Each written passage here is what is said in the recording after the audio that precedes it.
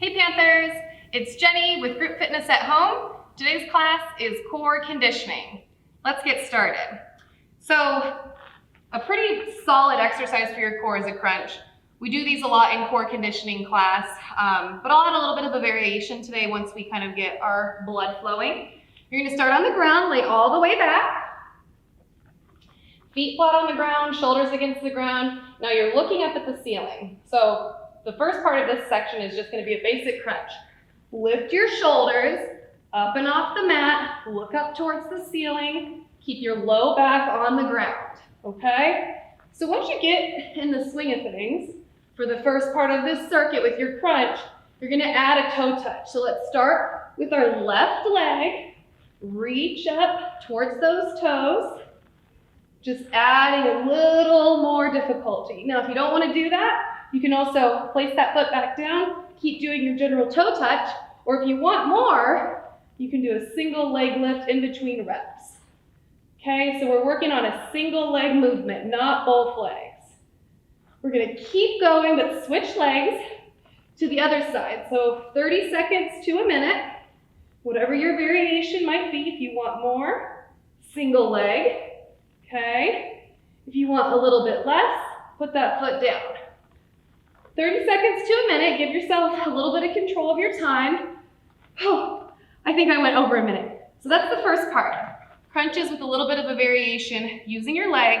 That's adding a little bit of a unique core muscle group, which is often the hip flexor. People don't necessarily think about that because it's in your leg, but it is part of your core group, and that muscle is definitely typically involved. So next move, flip over.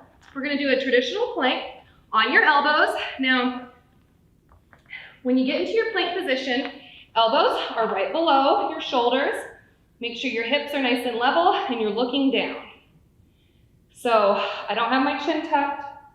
I'm not looking at the wall in front of me. I'm looking down, elbows are right below. Now if you want a little less intensity, you can set down both knees, you can set down one knee. When you're ready, you can pop back up and hold. Now let's keep this really general.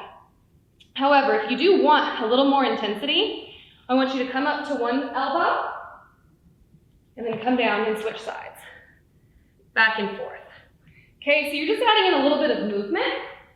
This is definitely gonna add a little bit more of that side oblique muscle group, but you can also just hold, focus on the transverse or like your kind of core set muscle group, or you can also set your knees down. At any given time, you can change your variability of what you're doing, and you can always pop back. So just because you take an easier route on the crunch doesn't mean that you can't put your foot back up and reach towards your toes. Same with the plank. If you set your knees down for a second, but then you'd like to try going back and forth, go for it. Great, so for our third move, we're gonna get back on our back, lay all the way down. Okay, so you're gonna get into an upside down tabletop position. So when we're in a tabletop position on the ground, our hands are right on the ground below our shoulders, so now they're gonna be above our shoulders. Our knees are right below our hips, so now they're above our hips. We're gonna do a struggling toddler, is the new name for this move. So you do opposite arm, opposite leg. My shoes are in the way, so I'm gonna get them out of the way. Opposite arm, opposite leg, back to center, then switch. Now this in itself doesn't look like it's gonna be very hard, but it's really important that you control where your knee's going. So notice how I'm keeping my knee right above my hip. Make sure your knee doesn't come up above your belly button. That's gonna make it a lot easier. So you wanna make sure you control opposite arm, opposite leg, and then keep that knee right above your hip.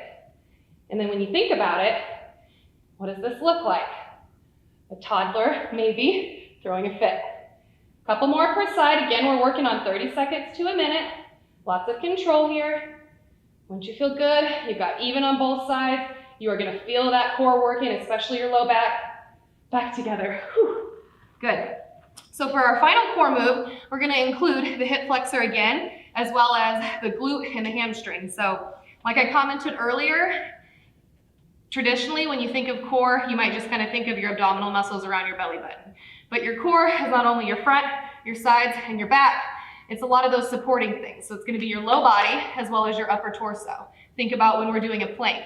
Our elbows are locked in pretty tight, connected to that upper part of our torso. So core is pretty comprehensive. It's not just those muscles around your belly button.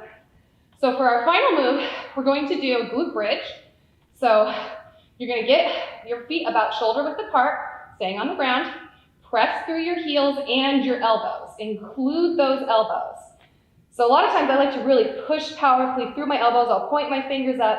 I'm looking directly at the ceiling and I'm holding here, squeezing my butt cheeks, making sure I'm really lifting as high as I can. Lots of low back and core activity here, as well as glutes and hamstrings. Hip flexors are extended and helping. So really lifting and holding. Now, if you'd like to make this maybe not as challenging, you can come down and do more reps. Instead, take a little break at the bottom. Or if you'd like more of a challenge, you're going to hold at the top, and then maybe you march your feet back and forth. Okay? Or maybe you extend your left leg for a moment, place it back. Extend your right leg for a moment, place it back. Whatever you're doing, you're looking directly at the ceiling while you're extended with your butt cheeks really engaged. 30 seconds to a minute. When you're finished, come back down. And there you have it, Panthers. We're going to do maybe 3 to 4 sets of each of those exercises for 30 seconds to a minute.